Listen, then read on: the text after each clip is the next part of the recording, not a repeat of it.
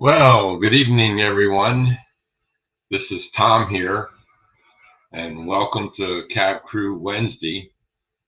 I'm filling in for Derail Darrell. He contacted me. He had another commitment for tonight, so I don't know if he's going to pop in or not.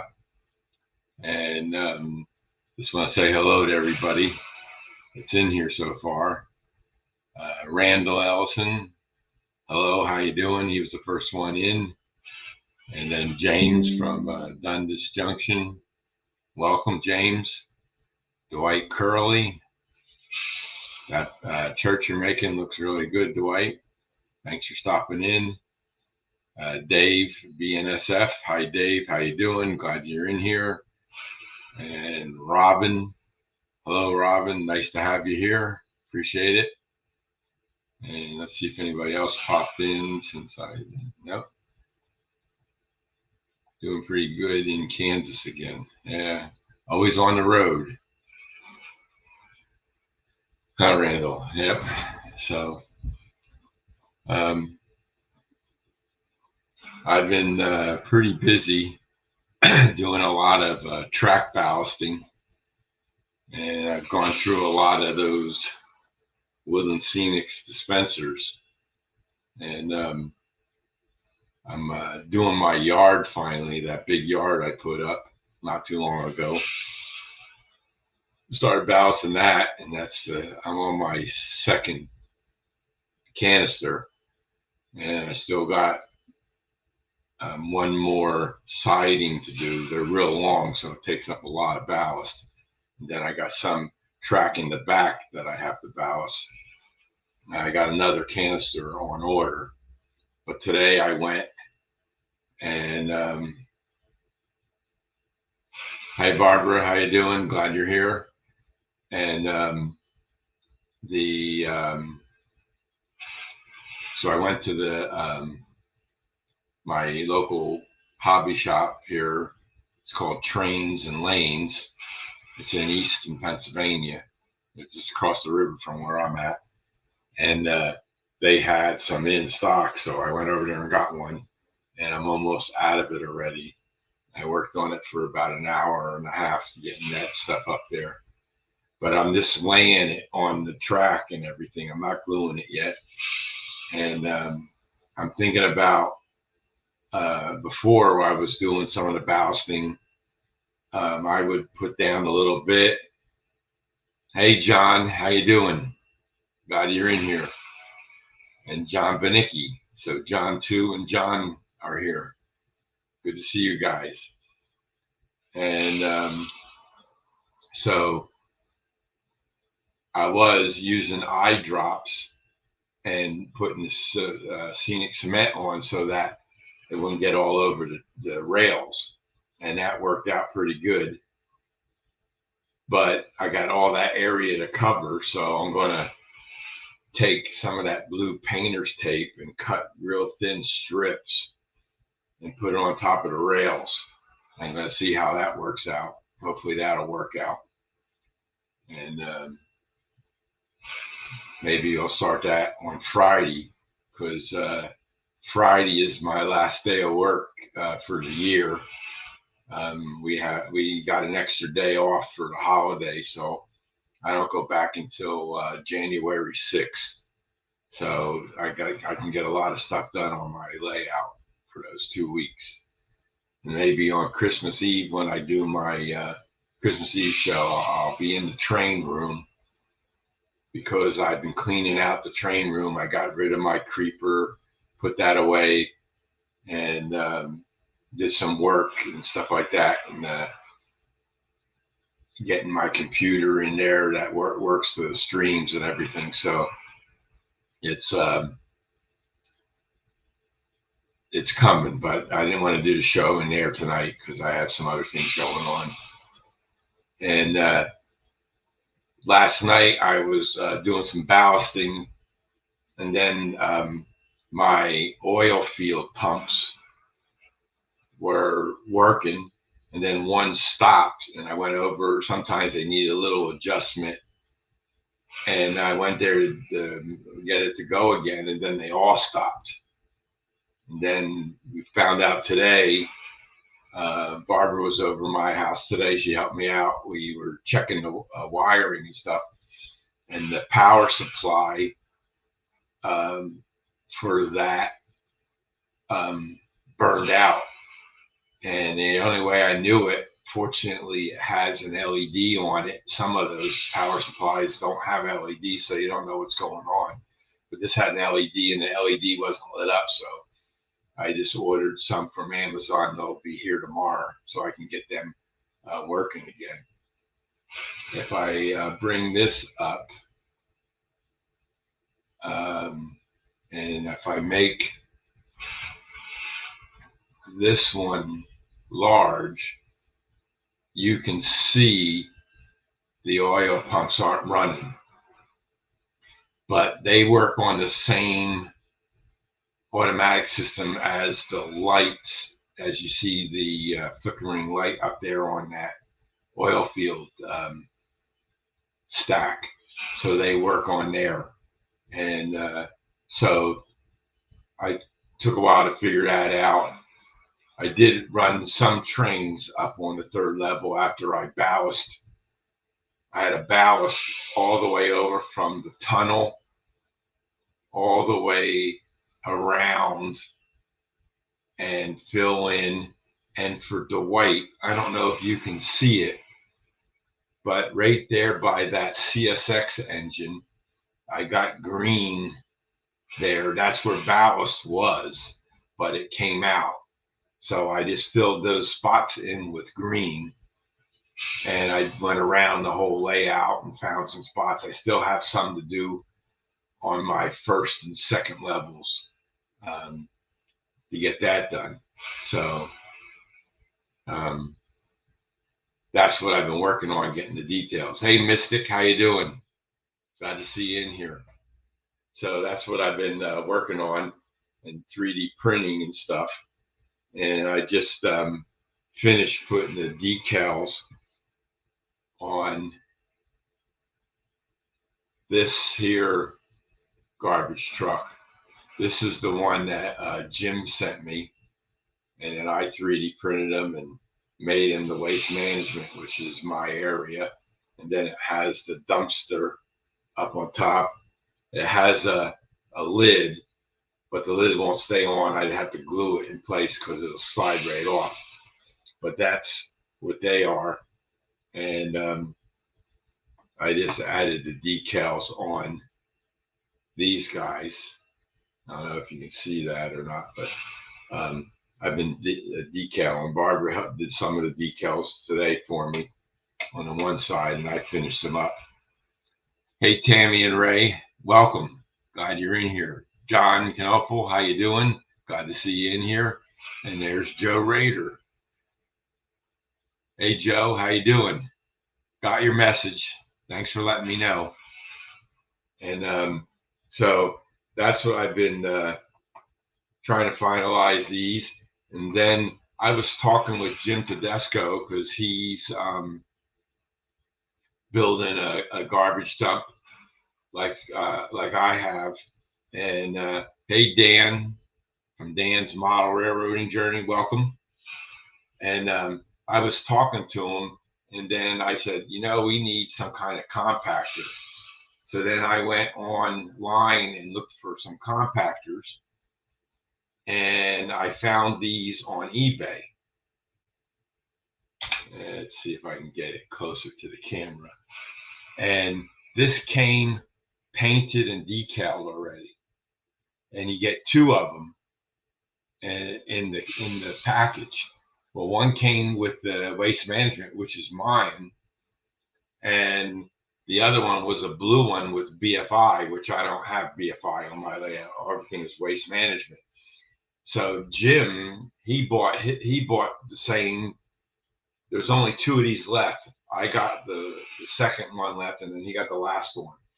And so they painted these for us and put the decals on. So now I just sent Jim today the blue one because he can use it. And then he's sending me this one. So I'll have two to put up in my garbage dump, which is on the screen. It's part of this building up here and everything. And I don't know if I got anybody out here who's good with cameras or anything, but on this camera, for some reason, back here by this tunnel, it always looks like there's a cloud around it. And I can't clear that up no matter what I do. I made this all green up here, and I have a few rocks and stuff glued on. And mom, bad, sick. I am helping. Oh, sorry to hear that, Tammy. Hope everything's okay. And so I did that, and then we put some graffiti on the wall here. And I said,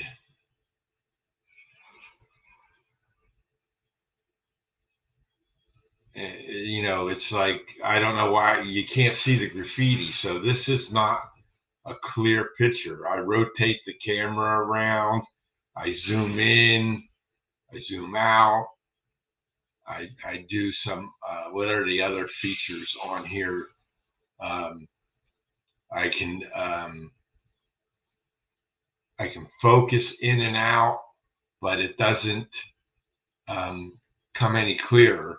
So I don't know, maybe putting some light there of some sort, and that might offset it. I don't know. I tried a flashlight today, but I think that was too bright of a light. I got to try a different kind of light and see if it makes it any better. So, and so that's what I've been trying to figure out that. And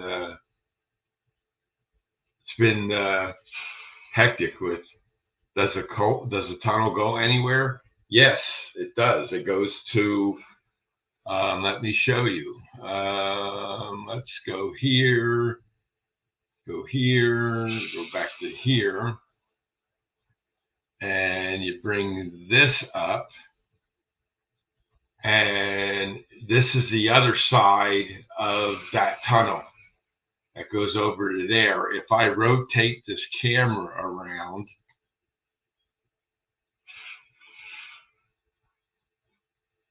we're going to go around this way.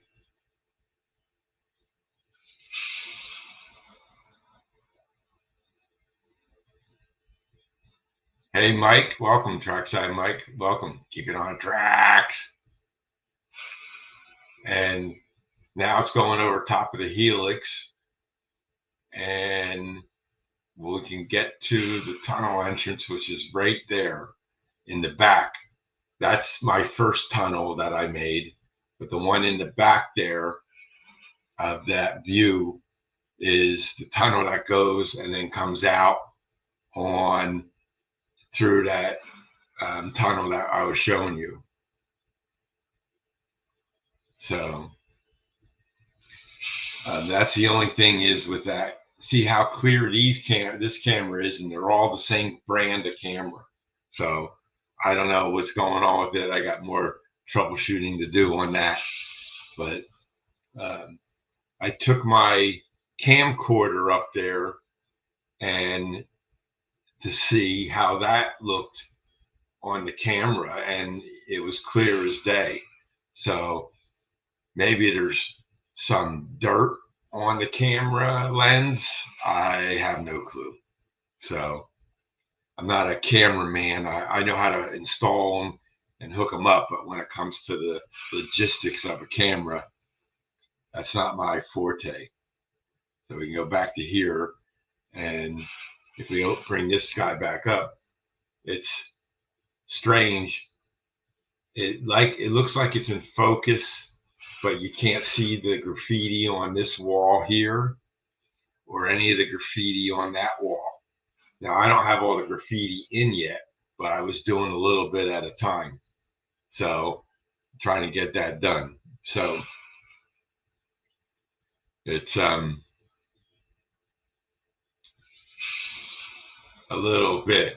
And then also, as you can see, I have my transmission towers up on the layout, and the substation, and it feeds the wires from the substation up to there, and then run all the wires. And I was going to use black thread for the wires to go around. I put the black thread up there, and it was so thin it was going to be hard to see. So I bought from Amazon black twine. Thanks, John. Appreciate it. And I brought up black twine, and then that made it a little thicker. Now you can see the wires. And the other thing I'm going to put on the wires, I don't know if anybody's ever seen them before, but so when airplanes fly over, they have those orange balls. I'm going to 3D print. I 3D printed them, and this is what I'm talking about. Let me get to the camera. And that ball is going to be orange. I just tested it with the film, the resin I had in there. I got orange filament coming tomorrow, so I can print these. And all they are half of a sphere, wherever the camera is, the half of a sphere. Let me make myself big instead of the camera. Where's my mouse at now? Here we go. There you go. They're a half a sphere, and then I made a slot in the middle on the sphere, and then I just glue these two together around the wire because I couldn't put it at the end of the wire because that's one continuous wire that goes all the way around, and or string, but it's not really wire. But yeah, strobes too. Yep, that's right. And I was talking to Jim, and he told me about the sleeves that go on. I've seen them. I might print some of them too and put on the telephone pole wires that I have, and maybe up there too. I've seen the sleeves going out from the tower a little ways, so the guys don't get electrocuted when they go up there. So that took a while to do that. I didn't want to do it until I got all the ballasting done and putting the graffiti on that wall. I have to go underneath the wire and come up, and it gets in the way sometimes. But those towers the pads are glued to the foam on the layout. I tried to use Gorilla Glue, and I put my 1, 2, 3 block on the pad, let it sit there for an hour. Most of the stuff I use this for is like I glue people down, and they are rock solid, Put them on, and then the tower base snaps into that pad.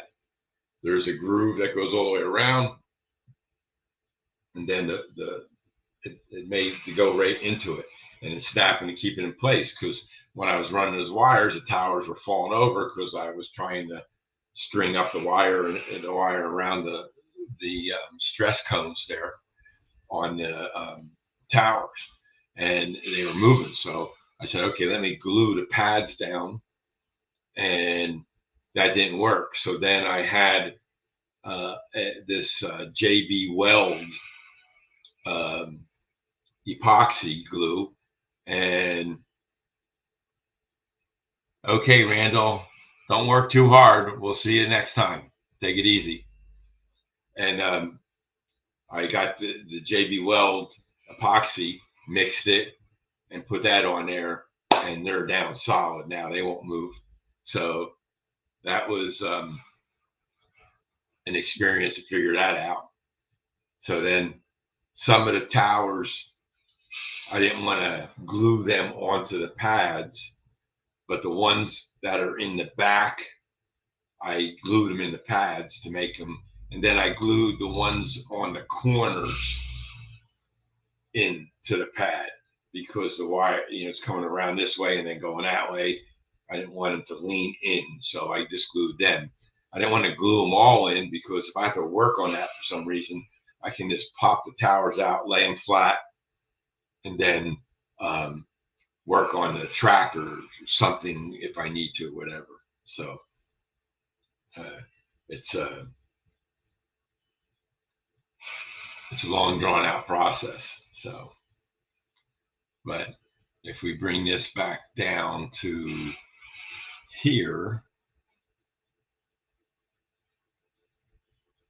and track cleaning is another thing I've been working on, and I did run some of the trains after I cleaned the track, and that was all good. So I have 3 main lines working. Okay, Barbara, enjoy the evening. Thanks for stopping in. I got 3 main lines running. And then on the 3rd level, which I'm just finished and showing you, that the tunnel, that's all ballast. Track is clean. And I can run up there. And I have 10 well cars that I made that I got to test to make sure they run okay. And then I got 30 oil tank cars that I got to get on the track. So that's what will be running on the 2 main lines up there on the outer limits and all the way around. So they'll be my 2 biggest trains. And then inside loop on the 3rd level will be a shorter train, so I can run 4 trains up there, and they're all consist and everything. So and I'll be running them through JMRI dispatcher, so it'll control the trains, and all the signals up there will let it know when to stop and wait for the train to go through, and then the other train will come and it'll see a red signal and stop there, wait till the big train gets around, stuff like that. So it's going to be that's the next thing I got to work on once I get the trains running up there permanently. And the subway system, the same, is going to be all through JMRI dispatcher to run them, so they can stop at the subway station and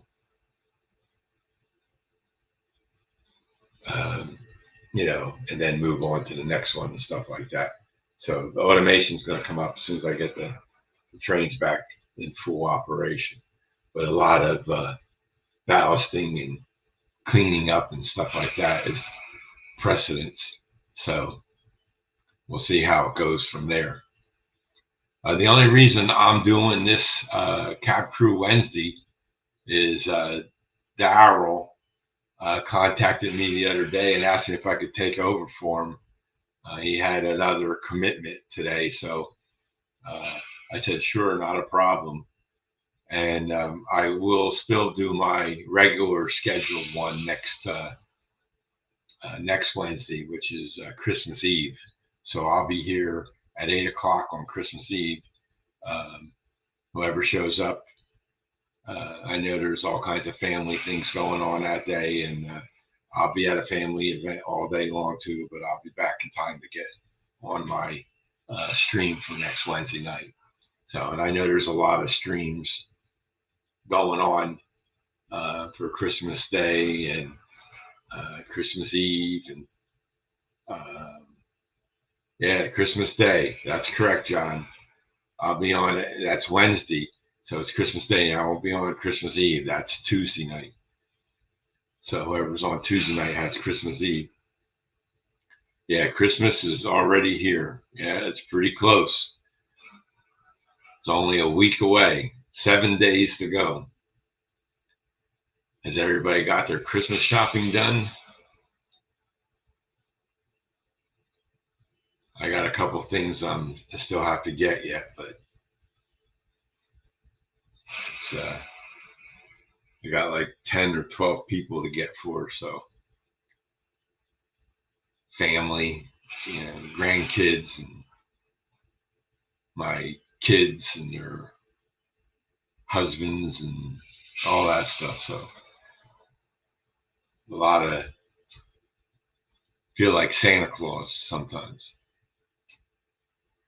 Oh, it's Robin's birthday. Happy birthday, Robin. Saturday. So that's the 20th, right? Yeah, tomorrow's, no, 21st. So happy birthday in advance. Us December birthday guys get shortchanged sometimes, right? I have a cousin, he was born on Christmas Day.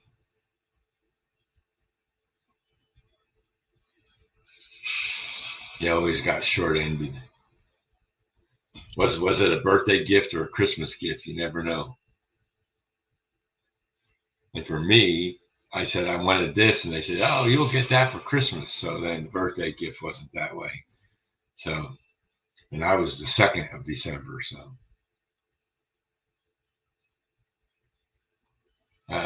that's nice, Robin. Nobody likes to have a birthday party in December. Everybody's too busy out Christmas shopping and getting their houses ready and everything. So, that's the way it is.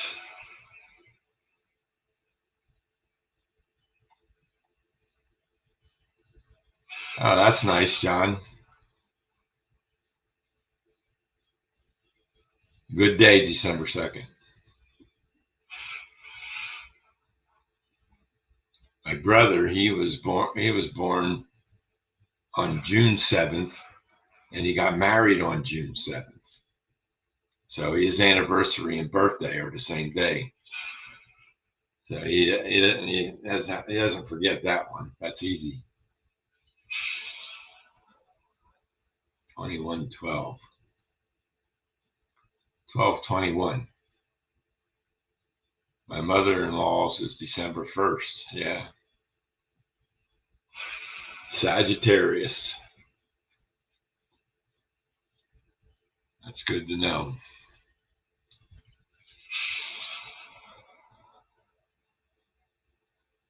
Daughter is December 4th, and the boys are the January 12th. Yeah, that's good, Mike. Yeah, so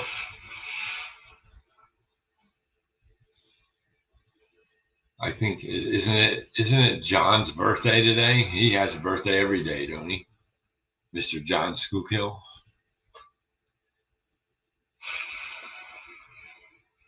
So yeah, so I wish I had trains running for you guys, but not unfortunately. It's in you're welcome, John. And yeah, right. Well organized, right? Same time of the year, close by. You know, that's what it is, I guess. So yeah, tomorrow's my last day at work for the year. Those who didn't hear before. Now I'm off until January 6th. So Stuart, the fish whisperer, welcome. How you doing, Stuart? And yeah, so they gave us an extra day for all our hard work. And who is Les? How you doing, Les? Welcome. Good day to you. And good to see you in here. And so it's just, yeah, it is a nice long vacation. Well, I took 4 days vacation because it was on a Wednesday. And on our calendar, it showed that we had to work on Monday and Tuesday. So I took Monday and Tuesday off. So I had the whole Christmas week off. And then on the other side of January 1st is on a Wednesday. So we were coming back Thursday and Friday. So I took those 2 days off. Well, the calendar wasn't correct. And we had already had Monday and Tuesday off. So I get those vacation days back. And then I just took 2 days in January to make 2 full weeks. Yeah, I know the dog comes first. Okay, Joe, have a good one. Thanks for stopping in. I appreciate it. And take care of the doggy. Give him a treat for me. I gave my dog a treat ahead of time. Well, you're always off, James. You're retired.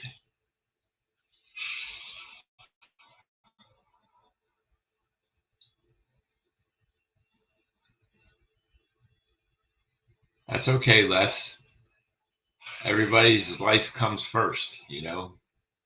If we're lucky enough to see a stream of someone's, then that's good. If not, that's good too. You can't expect everybody to be here, and they're,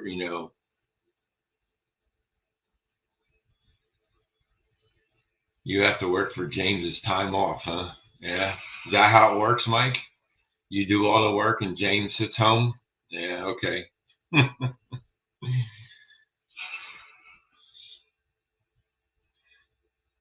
I tell you.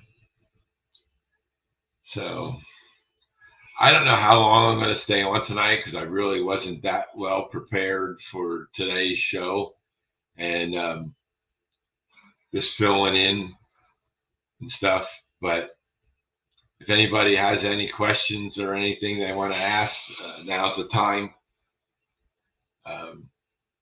Maybe I'll put the link in. Anybody wants to come up and tell us what you're doing, let me do that right now.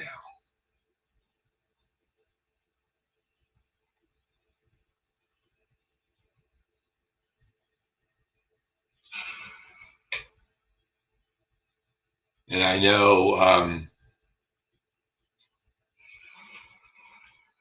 Humanity Junction Heath, he's coming on at 9 o'clock. So I like to get done before then. I'll remove that from the studio. And if anybody wants to come up, they're more than welcome. So Mike, you're sending James the money you work for? James, I need to talk to you. How do you get that kind of arrangement?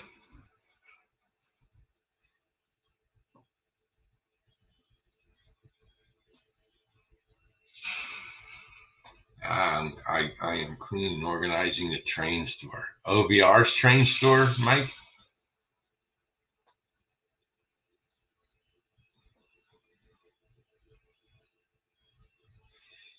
Okay, John, have a good one.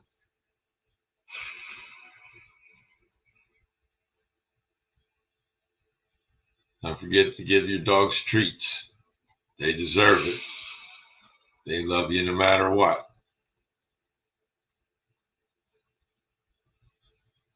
Did I miss anybody? No, I think I got everybody in here. So,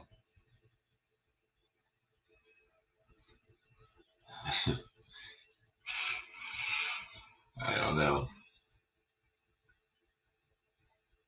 But, let me see. I need to clean and organize my basement, kind of a hobby shop. Oh, yeah. Well, my office is my hobby shop. And all the 3D printers are in here. And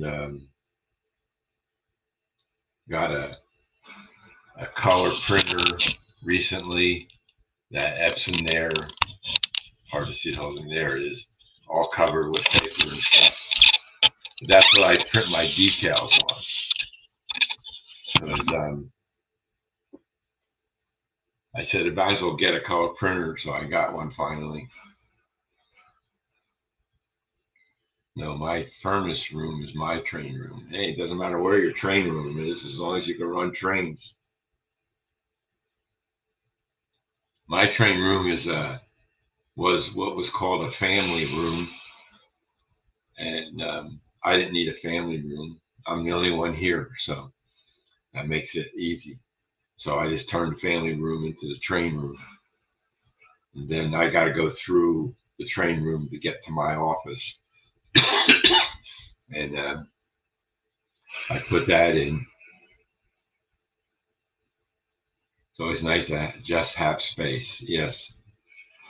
Well, I cleaned up my office, and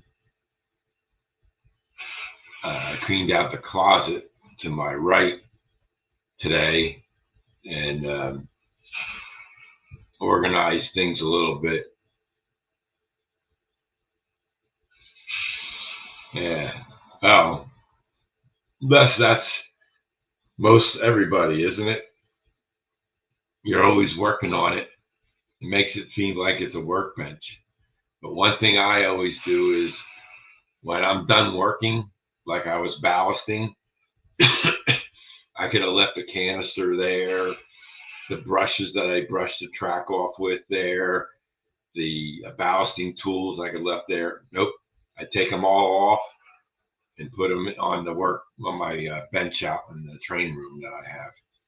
I don't leave anything on the layout because then I know where it is. Gets lost if you leave it on a layout. So when I'm working on a layout, yeah, there's a lot of stuff on there, but that's because I'm working with it. And sometimes I have 3 or 4 tools that I need. You just don't know. So, but after I always worked, I always clean up my work area. So I know the tools. I used to have tools on my desk here, and I got tired of picking them up all the time. And so I made tool holders, and I put them up on the wall there, and they go all the tools that are in here. I got screwdrivers, small screwdrivers here, and then a bin in the train room, so I don't take stuff out of the train room. Okay, John, thank you for stopping in. Have a Merry Christmas and a Happy New Year. And that way I don't have to carry like I have 2 X-Acto knives, one in here, one in there. And that way I don't have to carry one around and stuff like that. So it just makes it organized easier for me anyway. So, but yeah, so it's like,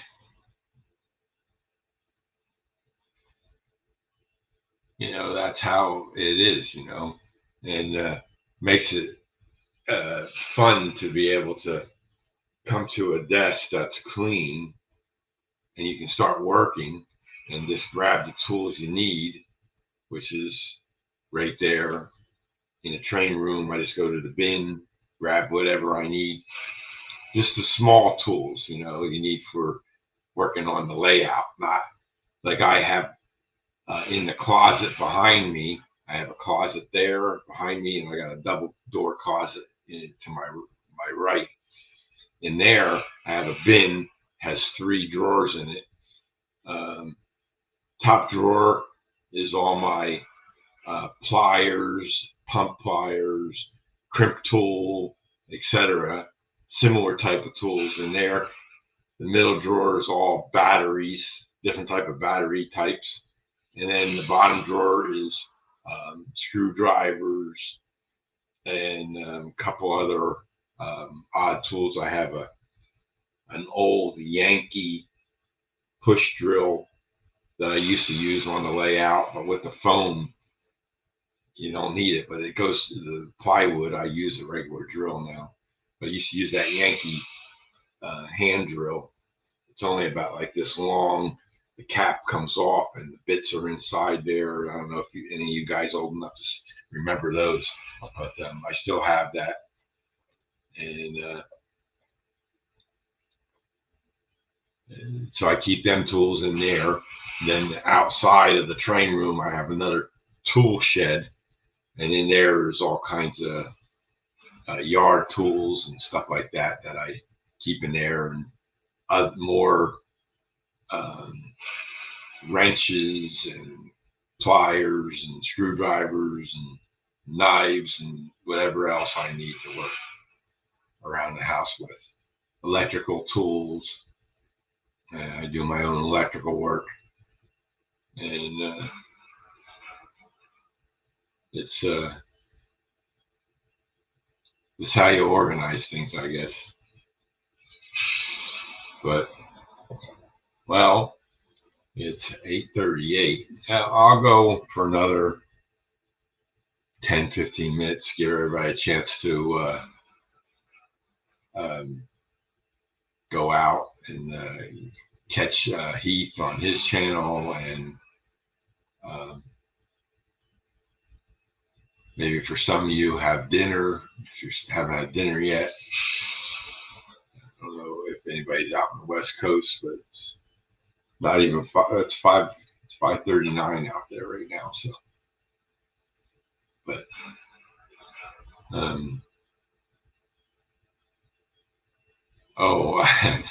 the yellow thing here. I printed this. I got this off of Maker World, I think it is, and this is supposed to be a holder for the liquid bottle for the A1. I bought this liquid stuff. I'll get the bottle.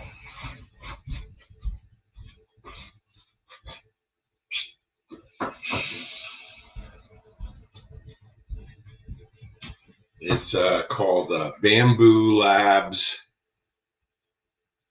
3D Printing Adhesive. It's like that. And what you do is you take the top off, and it has a little applicator on there.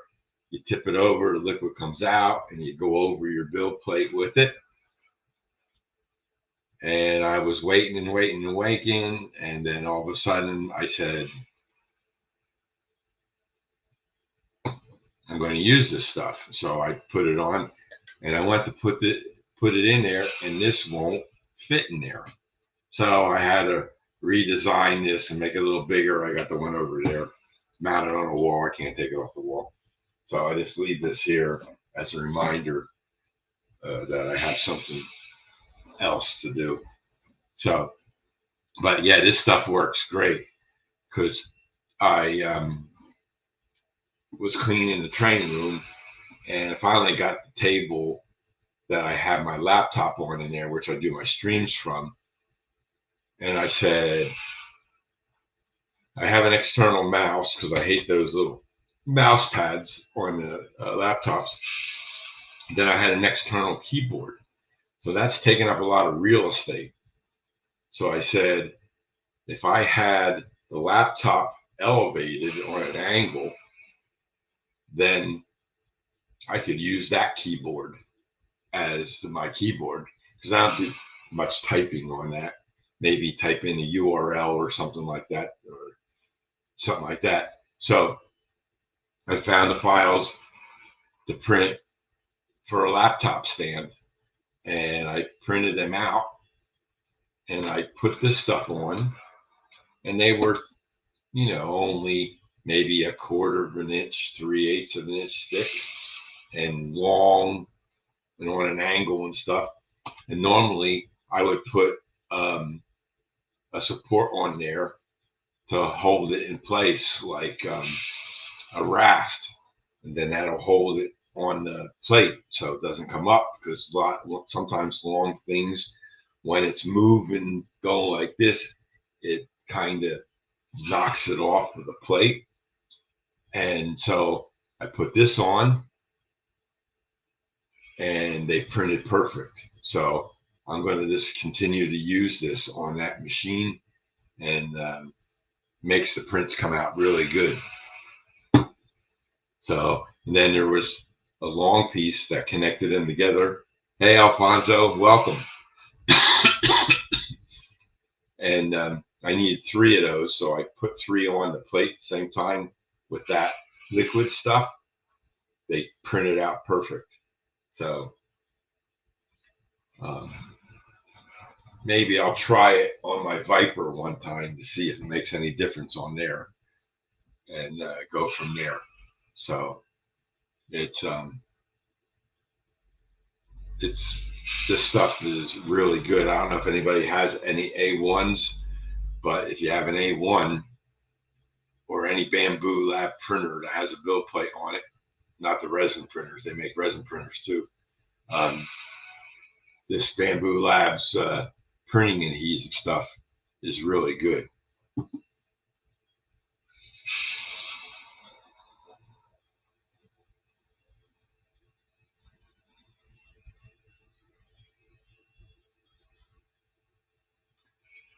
Can you do a triple stack? I only go as high as double stack, and if I was to go triple stack, I'd have to tear down my layout and start all over again, because I have areas where a double stack won't go through. So I don't know how well a triple stack is going to stay on the car, because they have a tendency to lean when they go into turns. So you're going to have a triple stack leaning over, unless you weight down those cars, but then they're going to be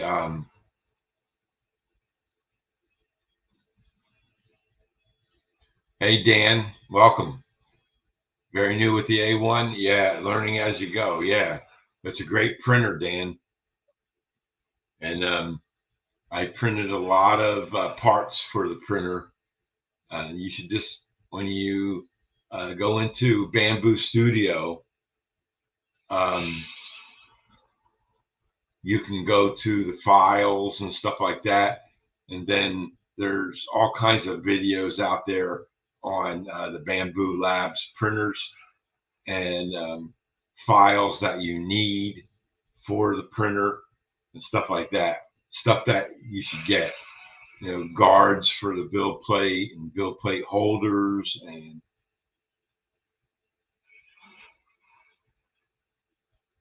wow, that's nice, Alfonso. G scale. Very nice. So, but that's what you can do, Dan. And you can always email me if you have any questions or anything. If I can help, I'll direct you to who can help you one way or the other. One thing with the A1s, you want to definitely keep them well lubricated. I do mine every 2 weeks, and then once a month I do the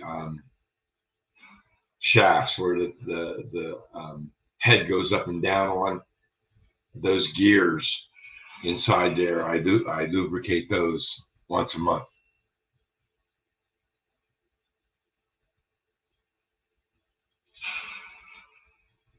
I'm not sure about that, Alfonso.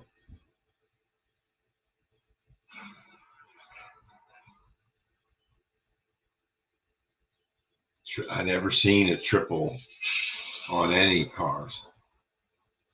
Got to remember, a lot of the bridges and stuff weren't designed for tall cars and stuff. So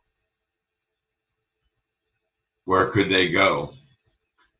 You know, where would they not run into a situation where low clearance, double stacks maybe, but not triple stacks? I doubt it. Doubt very much they could get a triple stack. When I designed my third level, when I drilled the holes through the wall, I had to make the hole big enough, and then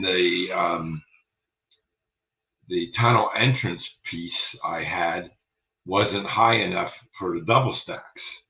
So I had to redesign that and get it to be higher so that, and then I had to notch out the wood a little bit in the tunnel. Yeah, they don't have them. Yeah, I doubt very much if they're anywhere. Very much doubt it. And I say, in this part of the country, the where I work, there's a train track that goes through, and it's elevated, so it goes over the road, not under the road or around the road or anything like that. It runs parallel with one of the roads that I go by, and it all double stacks. I never seen a triple stack. I should rail fan there, but I'm too anxious to get to the office or too anxious to get home. When you drive 81 miles, I don't know about stopping for it to take a. What do you mean? How can they have a triple? You just stack them on top of each other. They stack them in the yards. You know, the container yards. They stack them up higher than two. They need a ladder to get into the second one. How are they going to get up to the third one, right? I don't know. But all the photos I've seen of containers only double. I never seen a triple even listed. Okay. I know one thing I want to talk about before I get off. Excuse me. In New Jersey, there's been lots of drone sightings, and it only happens at nighttime. And I never seen any. But on the radio, I listen to it's talk radio, and that's all they talk about is the drones and what's going on and everything, and nobody knows anything. Our current president doesn't know nothing, or isn't saying nothing. I don't know if he knows how to talk anymore. And so I go, so I was talking to Jim about it, and he says, nah, they're not real. They're probably just a hologram shooting up in the sky. So I said, that's possible. I said, they only see them at nighttime. Don't see them during the daytime. You don't see nothing during the daytime. So I go, okay, I'm going to figure this out. So the other day, I get notification on my phone because I have the Ring app. I got the Ring doorbell, and that app has the Ring neighborhood on it. And people post on there, you know, somebody stole something off my porch, or my dog's lost, or my cat's lost, or somebody broke into my car. I have it on the Ring app. The police aren't doing nothing, you know, all kinds of crazy stuff. Well, the other night, about 2 weeks ago, I started getting all these alerts from the Ring app saying drone activity in the area. Well, I don't go outside and look up in the sky. You know, I don't really care whether they have them or not. But it was 2 nights ago, after talking to Jim and a week ago about this, and he said, they're probably just holograms. And I said, well, I don't know. So, okay, Mike, thanks for stopping in. Enjoy your day, the rest of your day. Talk to you later. And the all these warnings I got. So I was out taking the garbage out last night, because Wednesdays are garbage day. So I take it out the night before because they're here at 5 o'clock or 6 o'clock in the morning. And I heard this noise, and about, I don't know, it was off in the distance. And I'm going, what's that noise? And I look up in the sky, and here looked like there was about 20, 30 drones up there. And I said, okay, I'm going to try this. So I have a laser in the closet behind me, and it marks a line on the wall so you can check it out. I took it out, and it was weak. The batteries must be dead. So I said, I'm not going to change the batteries. Then I remembered I had, for my dog, I have this device that it emits a sound to stop and make them stop barking, and also has two white lights and a laser light to get their attention. I said, oh, this thing works. Batteries are fully charged. It's ready to go. So I took it outside and I pointed it at the drone. I saw the laser light hit the drone, and then the drone made a U-turn and went like hell the other direction. So I aimed it at a couple others, and they all did the same thing. They just took off and got out of the area. So I don't know what they thought I was or what it was. I waited all day long. I thought the FBI or the CIA or somebody was going to show up at my house. Nobody did. So I called up Jim and I told him, I said, hey, Jim, guess what? I hit my laser light on the thing and it took off. So they're real. And but it wasn't over my house. They were, I don't know, not a mile, but less than a mile away. And laser light goes pretty far. So, and then when I hit it, and that thing just hightailed out of town, I said, okay, if I had no, I didn't freeze up. Maybe it's on your end, John, because I'm still moving. Sometimes YouTube or StreamYard maybe they're having problems on their end, but I didn't get any blocked. I can still see myself moving around. I'm moving around, right? So, but yeah, so see one flying over, you got a laser, shine it at it, it'll take off. Yeah, see, Dwight doesn't have a problem. So, oh, Dwight, question for you. Fix that turnout yet?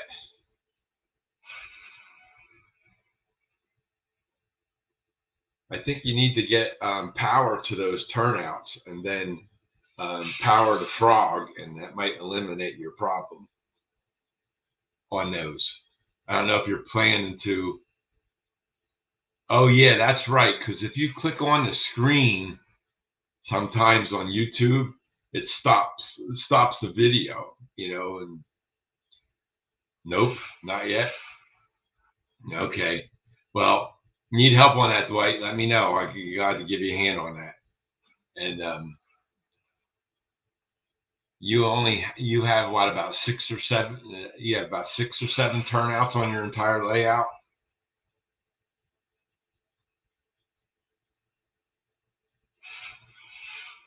You can get the either the yeah, it must have been you. Yeah, that's okay. No worries.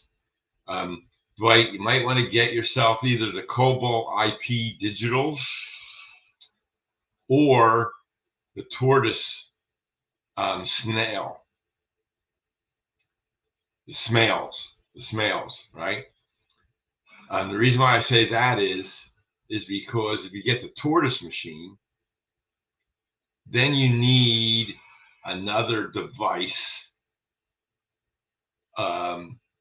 which is what I have is the NCE Switch 8. And then the tortoise machines go into there, and then you can address each one of the tortoise machines, up to 8 of them on the Switch 8 you can do. I use them, and then I got smarter, and then I got the digital, the Cobalt IPs or the Smails, and they don't need another machine. You just plug that into your bus line, and you have power to the machine. Then you can address it by hitting the setup button on the device, and that makes it easier. So you have all that? Okay, good.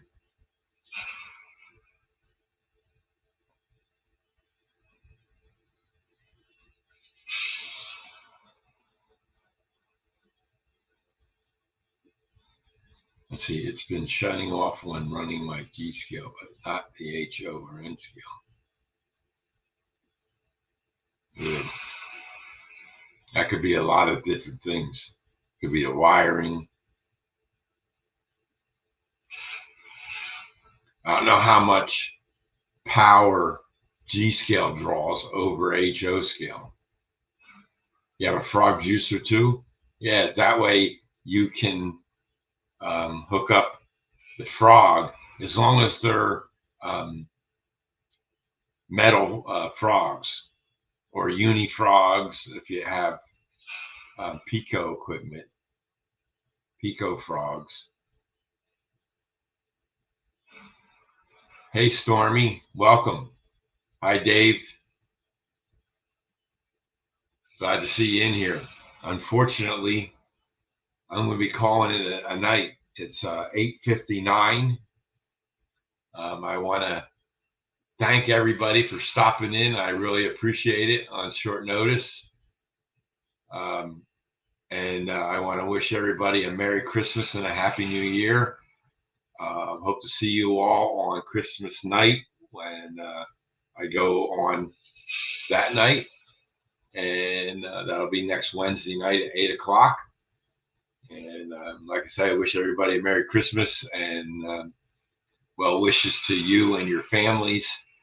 And we'll keep in touch. So that's it for me, folks. And I hope everybody has a good evening, what's left of it, and we'll see you all in the next video. Everybody, take care.